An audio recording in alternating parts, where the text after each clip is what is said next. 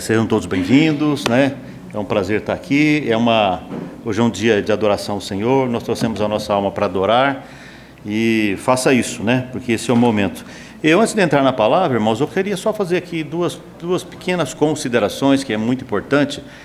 Todos nós temos um conjunto de crenças. O que é conjunto de crenças? Você tem um monte de opinião sobre tantas coisas, né? Você fala assim, eu acho isso, eu acho assim, eu penso assim, é ou não é? Eu penso assado. Então, todos nós, nosso cérebro é um conjunto de crenças, né? Certo ou errado, não vamos entrar aqui no mérito se está certo, se está errado, enfim, mas todos nós temos aí o nosso pacote de crenças. Mesmo enquanto cristãos, a gente tem uma ideia de igreja, a gente tem uma ideia sobre o outro, né? Eu conheço o Juscelino hoje, aí eu já começo a pensar sobre ele, e aquilo vai se transformando em regra. Não, ele é assim, ele é assado. A gente vai se engessando com as nossas crenças engessadas, né? Isso é ruim, porque isso mostra que nós temos uma inflexibilidade cerebral. A gente vem com tudo pronto, rígido, principalmente quando a gente vem para o Senhor, né? A gente vem com todo aquele pacote que a gente tinha antes, todo aquele conhecimento que a gente tinha antes, da espiritualidade que tinha antes. Quando a gente chega na igreja, está tudo engessado aquilo, e aí você começa a ouvir a palavra, não, eu não concordo com isso, não, eu não concordo, porque está engessado. Está engessado. E quanto mais a gente endurece isso, mais o Espírito Santo vai apertando ali, vai quebrando isso aos poucos. Uns demoram mais, outros demoram menos, mas o fato é que a palavra ela vai batendo ali e vai resolvendo essa questão na nossa cabeça, porque nós temos que ter a mente de Cristo e não um conjunto de crenças nossas, né? A gente tem que pensar da maneira como Cristo pensa. Então eu gostaria que você ouvisse a palavra com esse sentimento de colocar aí suas crenças engessadas à disposição de Jesus, né? Porque a Bíblia fala que as ovelhas ouvem o pastor. As ovelhas, Jesus disse assim, as ovelhas ouvem a minha voz. E se a gente tem um pacote de crenças, negócio tudo engessado, a gente não escuta. A gente sai daqui com o mesmo jeito, não, eu também falei que era assim e tal, a gente volta talvez pior ainda. Então a ideia é ter esse sentimento de ouvir o Senhor, que o Senhor tenha a falar para mim, para você, porque Ele é Senhor, né? É o Criador do universo, e querendo você ou não, foi Ele que te criou, e querendo você ou não, Ele te ama, e querendo você ou não, Ele te trouxe aqui. Então é isso, não tem para onde correr, porque diante dele a gente fica pequenininho mesmo, né? Só para a gente pensar um pouco mais, eu estou aqui fazendo uma introdução para você pensar comigo, quantos bilhões de galáxias tem no planeta, né? Aliás, não se fala nem no universo, não se fala nem de universo mais, fala-se de multiverso. Tantas galáxias e tantas estrelas e tal, né? E o Sol, a Terra, tudo é mais uma que tem ali naquele pacote de bilhões. E nesse planeta Terra tem 8 bilhões e meio de pessoas. E entre esses 8 bilhões e meio de pessoas tem você, lá na sua casa, lá na sua casinha, na sua caminha, lá na sua salinha. Nós somos mais um pontinho, nós somos uma vírgula nesse multiverso. E às vezes a gente se acha tão poderoso, né, diante de tudo isso, e a gente olha e a gente se depara com o Criador que fez tudo isso, né? Por isso que para ouvir o Senhor a gente precisa baixar as guardas, né? Baixar a nossa bola. Tem até um poeta brasileiro, ele diz que se eu quiser falar com Deus, eu tenho que desamarrar os sapatos, desatar os nós e ficar a sós. Eu sei que nós estamos aqui num grupo, nós estamos em comunidade, mas enquanto você estiver ouvindo, fique a sós com Deus. E abra mão desse conjunto de crenças enrijecidas e duras que você tem aí no seu cognitivo, porque Deus quer falar conosco, né? E abra sua Bíblia, Lucas 15, é um texto muito conhecido, eu peguei esse texto, tinha outros textos que falam sobre o assunto, mas eu optei por esse porque Deus me deu a palavra e e a Bíblia fala sobre esse assunto em vários lugares, mas eu preferi pegar esse texto pela popularidade do texto, porque todas as pessoas praticamente conhecem. Lucas 15, a parábola do filho pródigo. Nós vamos falar algumas coisas aqui, eu sei que vocês conhecem a parábola, mas eu quero pensar algumas coisas importantes para nós e entendo que isso é a mensagem de Deus para nós nesse domingo. Lucas 15, a partir do verso 11, parábola do filho pródigo. Todos acharam? Muito bem, eu vou ler aqui, eu vou pular, porque o texto é grande, tá bom, irmãos? Por que eu vou pular? Porque você já conhece a parábola. Então eu vou pular e pegar só o que eu acho que que é importante para nós, e a gente vai conversar a partir daí. Lucas 15, a partir do verso 11, diz assim: Jesus continuou falando o quê? Sobre gente perdida, ovelha perdida. Ele tinha acabado de falar sobre dracma perdida, sobre ovelha perdida, e aí ele continua o assunto aqui, dizendo assim: certo homem tinha 2 filhos. O mais moço deles disse ao pai: pai, dá-me a parte dos meus bens que me cabe. E ele lhes repartiu os haveres, os seus bens. Verso 13: passados não muitos dias, o filho mais moço, ajuntando tudo que era seu, partiu para uma terra distante, e lá dissipou todos os seus bens, gastou, torrou, numa linguagem parafraseada e popular, torrou os seus bens, vivendo dissolutamente, irresponsavelmente, E aí nós vamos para o verso 20, versículo 20, no mesmo capítulo: e levantando-se, foi para o seu pai. Vinha ele ainda longe, quando seu pai o avistou, e compadecido dele, o pai se compadecido do filho, o pai correu em direção ao filho. Tá bom, irmãos? Algumas pessoas pensam que foi o filho que correu na direção do pai. Eu fui ver isso no grego. O pai vai ao encontro do filho, o pai vai correndo na direção do filho quando ele o avistou. Verso 20: e o avistou, compadecido dele, correndo, o abraçou e o beijou. Verso 32, o último versículo: entretanto, era preciso que nos regozijássemos e nos alegrássemos, porque esse teu irmão estava morto. Estava o quê? Estava o quê, irmãos? Morto e reviveu. Estava perdido e foi achado. Vamos orar. Senhor, é a tua palavra, Jesus, que o Senhor nos ajude com as nossas crenças enrijecidas, com o nosso coração duro, que ainda é efeito da queda, do pecado que nos atingiu. Que o Senhor nos ajude a entendermos a tua palavra. Nós sabemos que o véu se rasgou e nós temos a ousadia e a intrepidez de entrarmos na tua presença. O véu se rasgou, temos acesso, mas nós sabemos que o conhecimento da tua palavra tem camadas, tem degraus, e nós precisamos subir, precisamos aprender um pouco mais da tua palavra, Senhor. Revela um pouco mais das tuas escrituras para nós, na compreensão das tuas escrituras. Nos ajude a compreendermos qual é a boa, agradável e perfeita vontade do Senhor para nós nesse dia, no nome de Jesus, amém. Vocês conhecem o texto.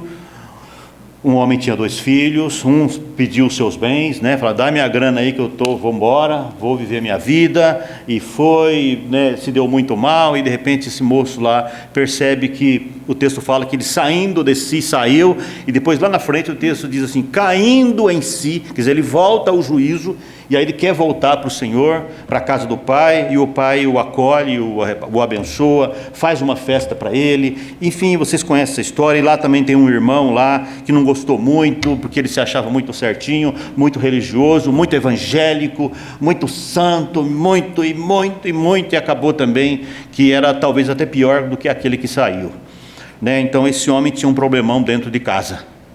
Esse é o ponto, E eu escolhi falar sobre isso, Claro que eu quero focar aqui um pouco mais na atitude desse pai, porque na época, para um pai, ainda não é legal, mas na época, você imagina isso naquela época de Jesus, até nos tempos do Antigo Testamento, um pai, daquela tradição judaica, com a barba, aquele homem sisudo, aquele homem íntegro, reto, correto e tal, e o filho pedia a parte dos bens dele, ou seja, o filho estava dizendo assim, eu quero que você está demorando para morrer, e eu quero meu dinheiro aí, que eu quero ir embora, porque eu não quero mais ficar aqui, meu tempo nessa casa acabou. A gente escuta muito isso, meu tempo acabou, e eu quero ir embora, eu quero viver minha vida e tal, e o pai, na parábola, não teve vergonha de acolher esse filho, depois de tudo isso, e sair correndo ao encontro do filho.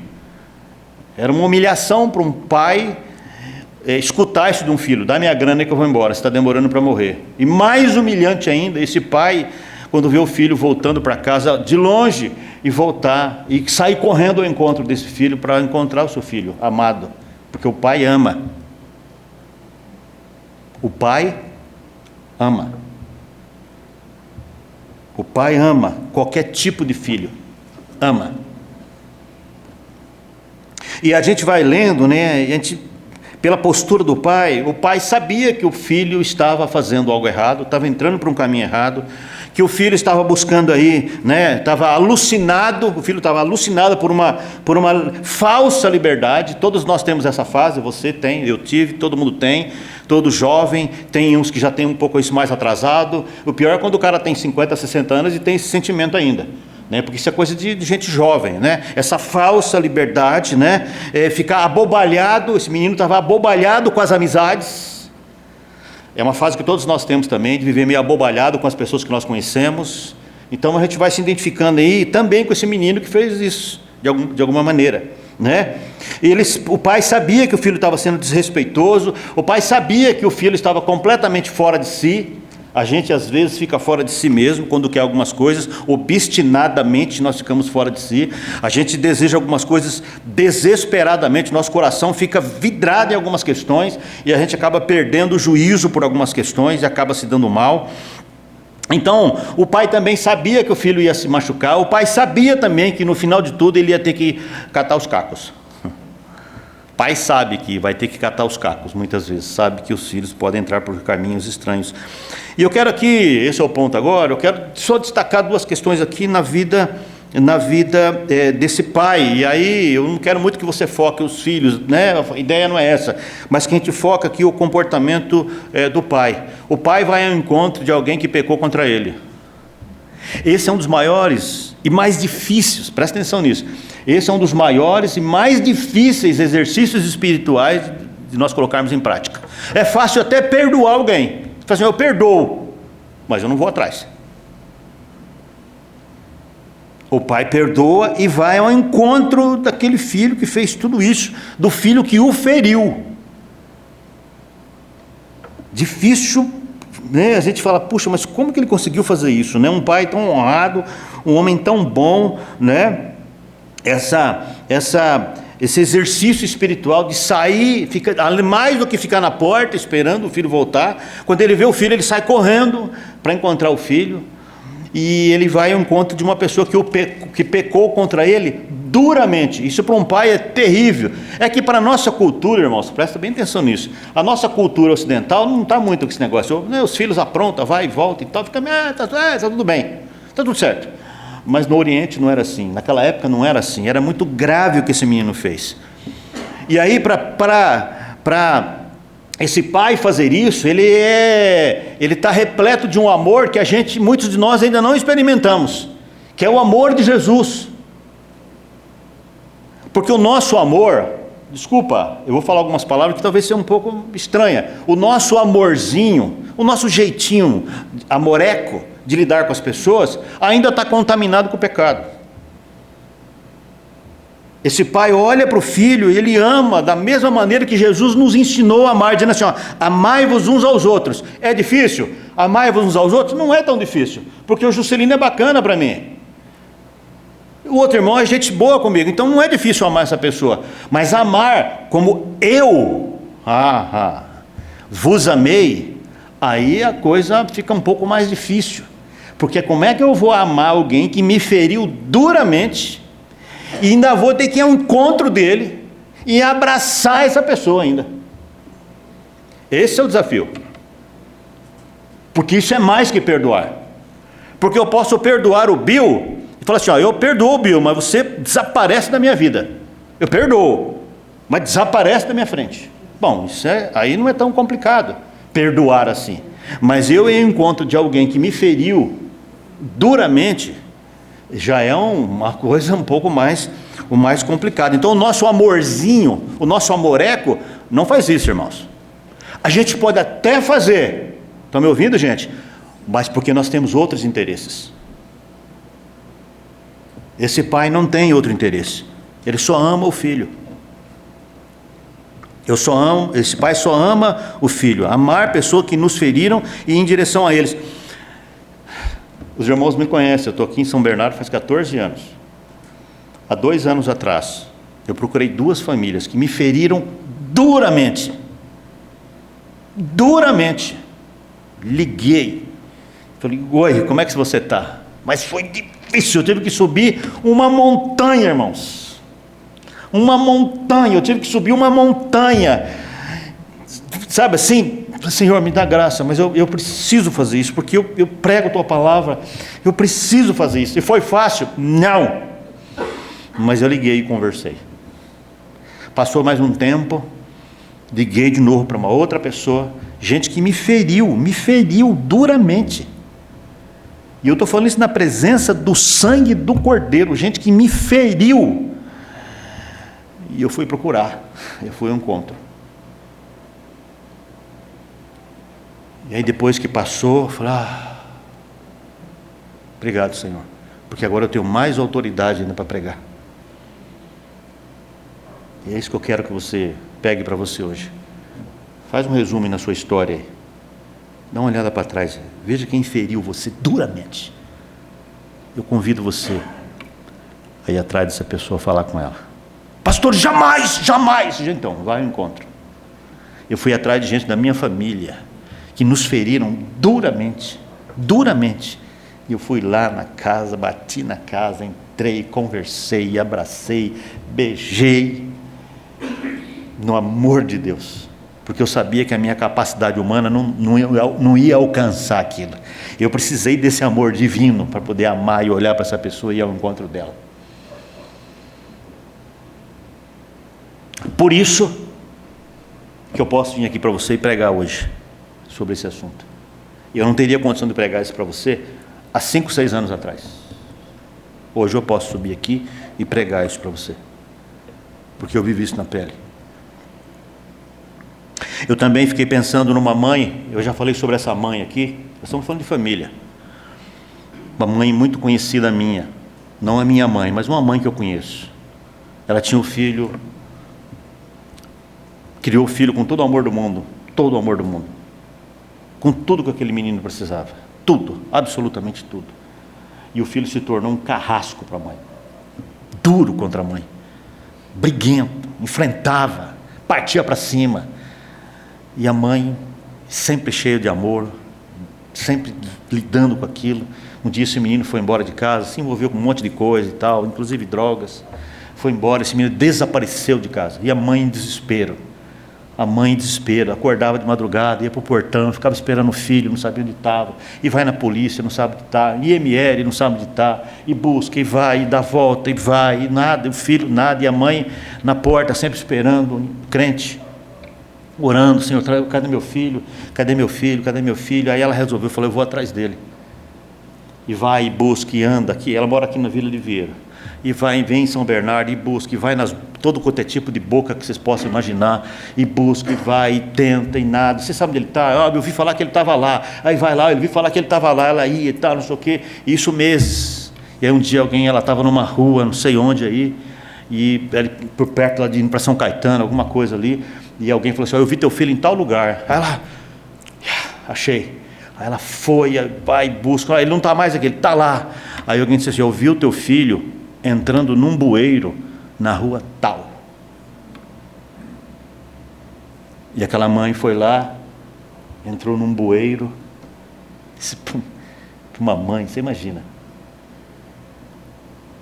E falavam o nome dele, chamavam o nome dele. Ela foi entrando no bueiro, num túnel.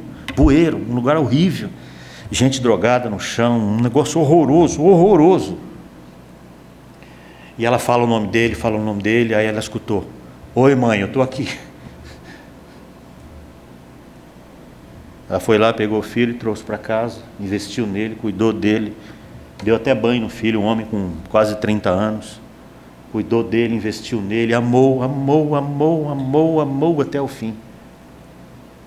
Esse moço é casado hoje, tem filhos, tem um cara íntegro, trabalhador, um homem bom, honesto, porque ela foi na direção daquele que pecou contra ela. Faça isso. Tem alguém que você tem aí na sua mira, gente que você não suporta, não, esse cara, eu quero ele morto, porque ele me fere. Então, tente ir na direção dele, você vai ter uma experiência com Deus.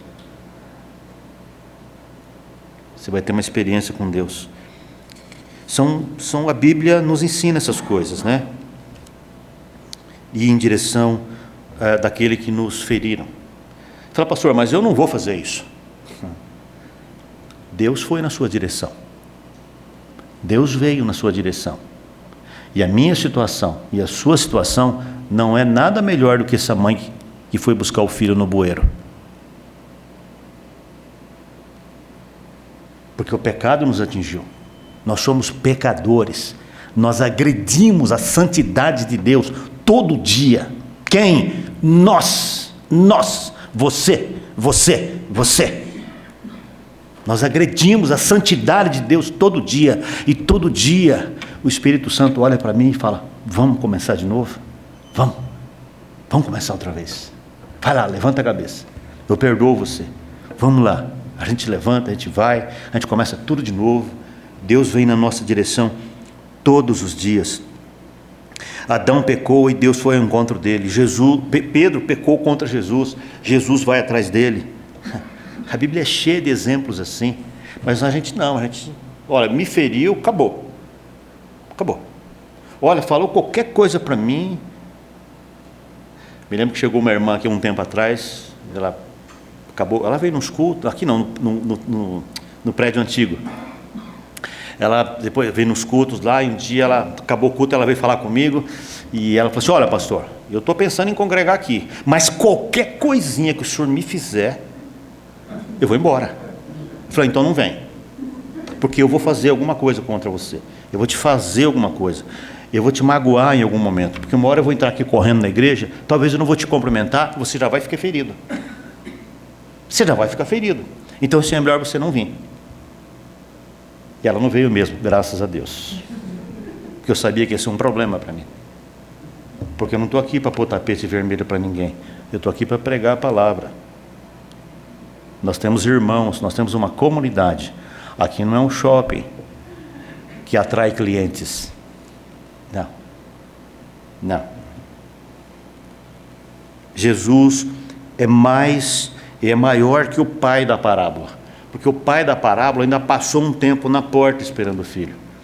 Jesus veio num corpo humano na nossa direção, né, para a gente nos buscar, para a gente tirar dessa nossa condição de pecado que a gente vive ainda, muitos de nós ainda vivemos, e de alguma forma nós agredimos a santidade de Deus.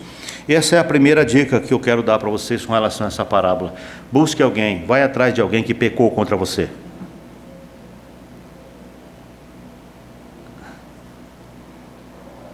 Segundo, ame com o amor da graça. Deus nos chama para amar gente difícil. Deus nos chama para amar gente que não é amável. Porque amar quem é amável, amar quem é bonzinho, desculpa a expressão, qualquer tonto ama. Que o nosso amoreco ama qualquer um que nos beneficia. É fácil, não é? Amar qualquer pessoa que nos ama, que faz tudo certinho, que é uma maravilha para mim.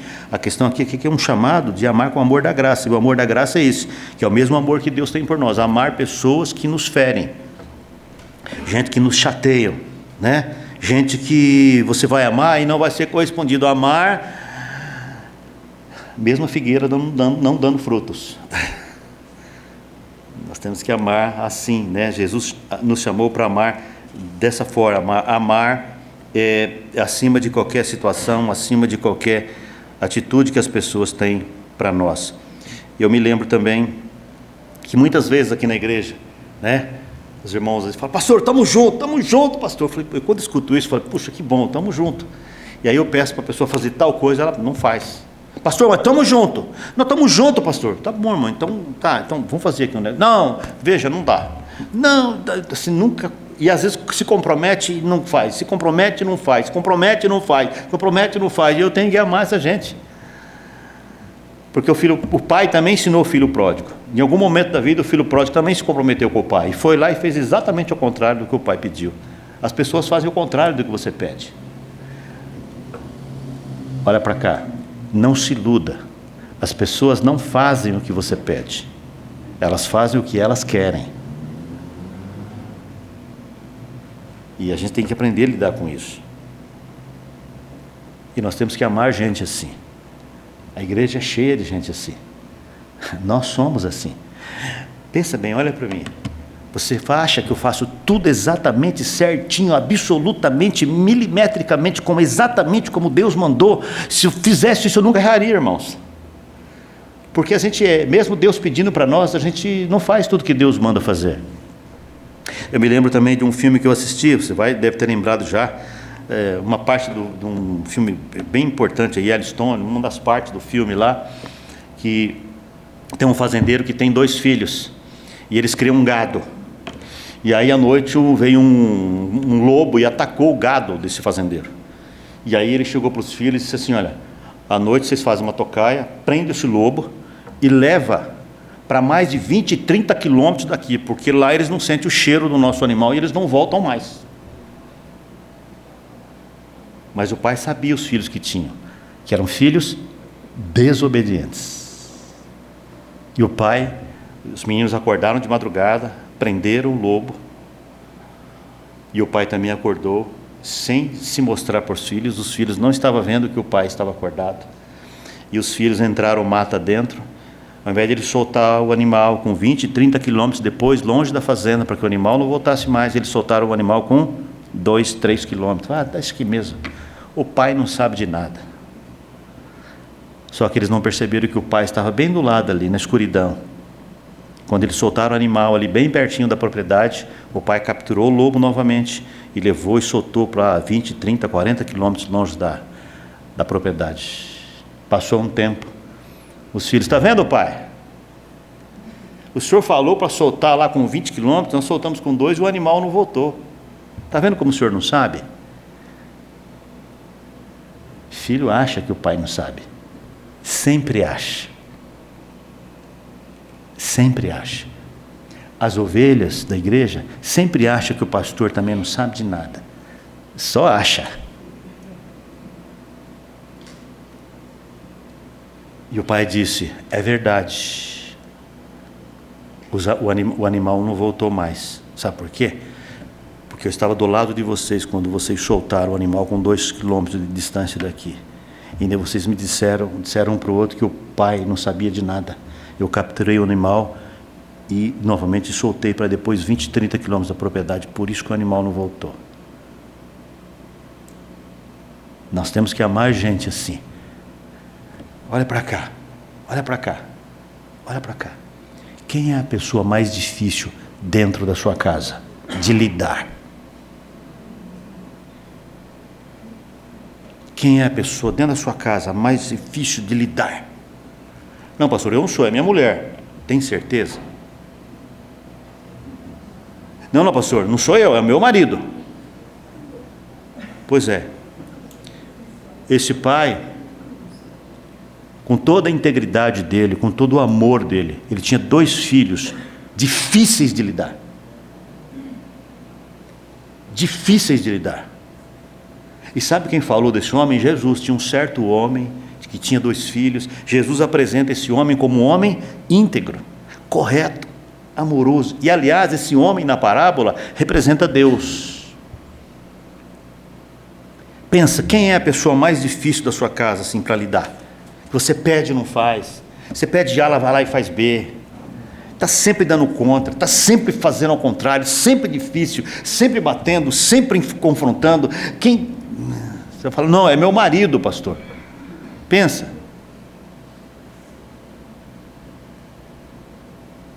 Não sei se é você ou não. O Everton não deve ser a Patrícia. Com certeza, é a Patrícia, não o Everton. Mas o que eu quero dizer aqui é que nós temos que amar a gente assim. Está ouvindo, gente? Apesar de quem somos na igreja, dentro de casa, na empresa, apesar de quem nós somos, nós temos que amar essas pessoas, aprender a amar e caminhar com gente assim, gente difícil. Deus nos chamou para caminhar com gente difícil. E o filho desse homem achava, o filho pródigo, ele vivia com aquela ilusão do controle. Não, eu sei e meu pai não sabe. Toda pessoa difícil é assim. Não, eu sei, você não sabe. Eu me lembro que o pastor Enés uma vez pregou um sermão maravilhoso, lindo, lá na Igreja Batista do Povo, lá, um dos dias que nós estávamos lá, um sermão maravilhoso. E tinha um irmão lá que tinha síndrome de seminarista. Sabe o que é síndrome de seminarista? É o cara que se forma em teologia, na semana seguinte ele quer chegar na igreja, ele quer mudar a igreja. O pastor não sabe de nada. aqui agora, daqui para frente sou eu que resolvo aqui nessa igreja. Quem tem dúvida teológica aí, pode vir falar comigo, que o pastor não sabe de nada. Eu acabei de me formar, olha o meu diploma aqui de bacharel. Eu tenho agora, eu sou tal e tal, não sei o quê. E o pastor acabou de pregar e o irmão teve a ousadia, olha só, pastor Enéas, 85 anos de pastorado, 85 anos de professor de Bíblia, sabe o grego de trás para frente, de frente para trás, o hebraico de frente, de trás para frente, aramaico de trás para frente, de cima para baixo, sabe tudo. Aí o irmão desavisado foi repreendê-lo. Olha só, que impressionante, como tem gente idiota no planeta, né, irmãos? É um negócio que não cabe. Não, veja, o senhor pregou ali, mas é que o senhor usou uma palavra lá no grego e tal, não sei o que, papai falou, mas lá, irmão, está no pretérito imperfeito, você leu?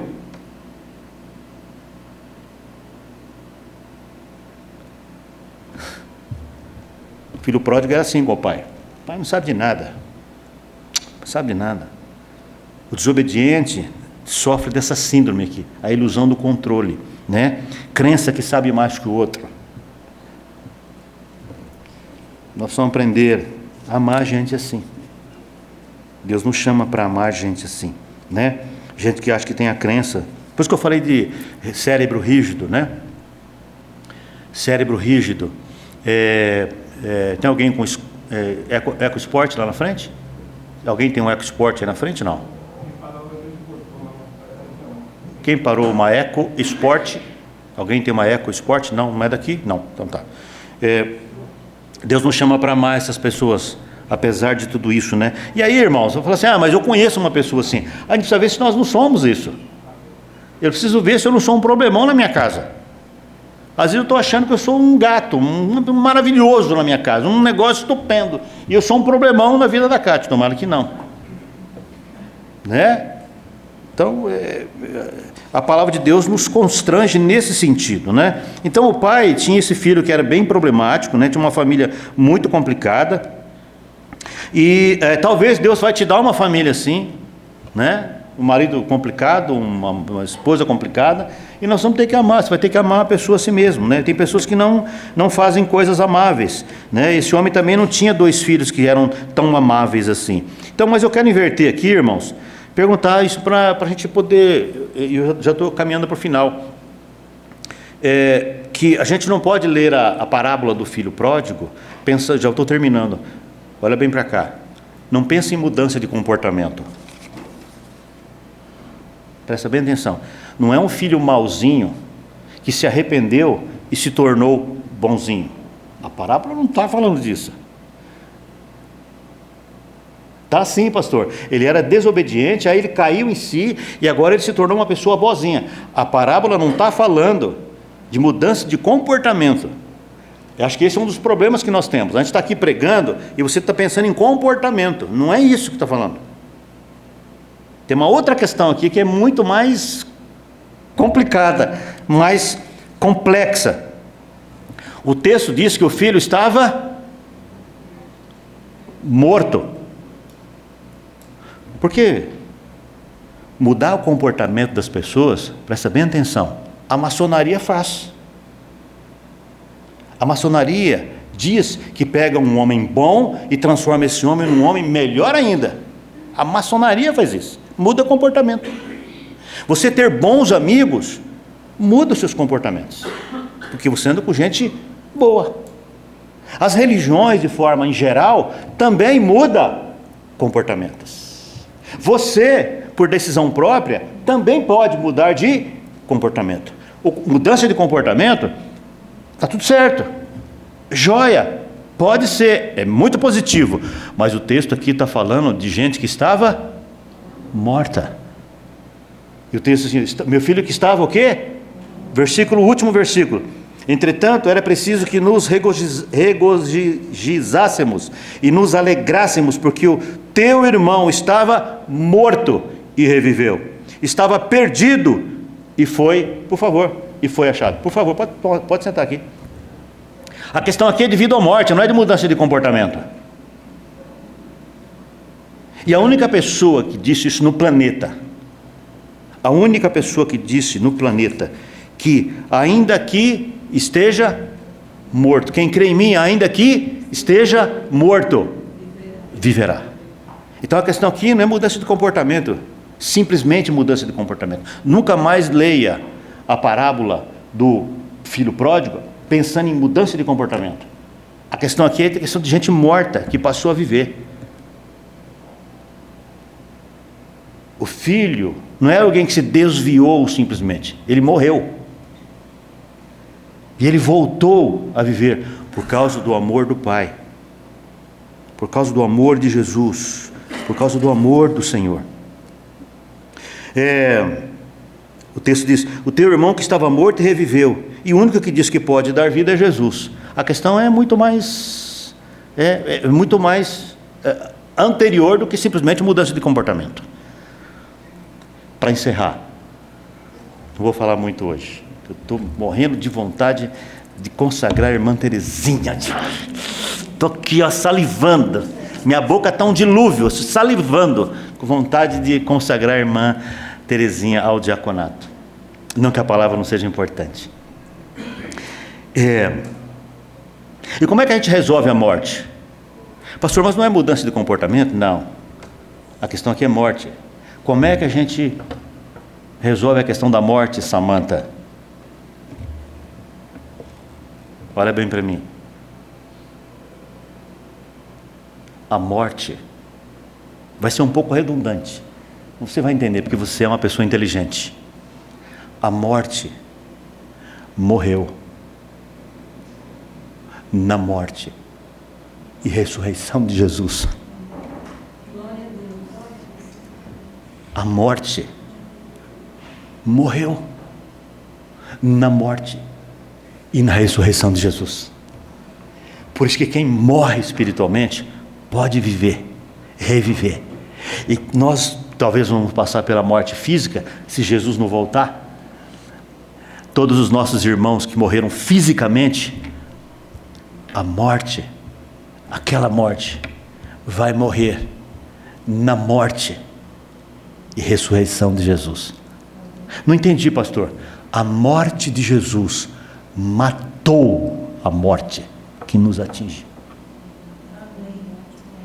A morte de Jesus desautorizou a morte espiritual e física que nos atinge. Esse é o processo do filho pródigo. Não é mudançazinha de comportamento. Jesus morreu para matar a morte que me atinge e atinge você. E ressuscitou para aniquilar a morte de forma definitiva, seja a morte espiritual, seja a morte física, seja a morte existencial, seja a morte eterna, seja a morte nas dimensões sociais. Eu sei que ficou talvez um pouco complicado agora no final. Quero encerrar. Não é mudança de comportamento. É questão de quem estava morto e reviveu. Então a morte do filho pródigo morreu porque o pai que dá vida foi ao encontro dele. Se você não for atrás das pessoas que pecou contra você, a morte vai se instalar de forma definitiva nas relações e nas questões espirituais. Fique livre disso, resolva isso. Se você é um problemão dentro da sua casa, precisa viver, precisa reviver. Se é um problemão no trabalho, seja lá onde for, precisa reviver. Vamos orar. Senhor, obrigado por tua palavra, obrigado porque o Senhor é bom, porque o Senhor é justo, obrigado porque o Senhor nos amou. E apesar de quem somos, de tudo que fizemos, de tudo que nós aprontamos, o Senhor veio na nossa direção. O Senhor veio num corpo humano para nos encontrar, veio na nossa direção. E nós que estávamos mortos em delitos e pecados, o Senhor nos deu vida, vida e vida em abundância. E nós não queremos simplesmente mudar só de comportamento, Senhor. Nós queremos viver a vida que o Senhor nos deu. Experienciar essa vida que o Senhor nos deu. Oro por esta igreja, pelas famílias que estão aqui, pela minha família, Senhor, por todos os irmãos, por todas as irmãs, pela tua igreja na face da terra, Senhor. Oro por todos, para que todos que estão mortos possam reviver na presença do Senhor. E levanta a igreja, Senhor, para ir atrás daqueles que pecaram, porque o Senhor fez isso. E nós te louvamos e te agradecemos, no nome bendito de Jesus, nosso Senhor. Amém. Muito bem. O Edmilson veio? Não veio, né? Não está. Então...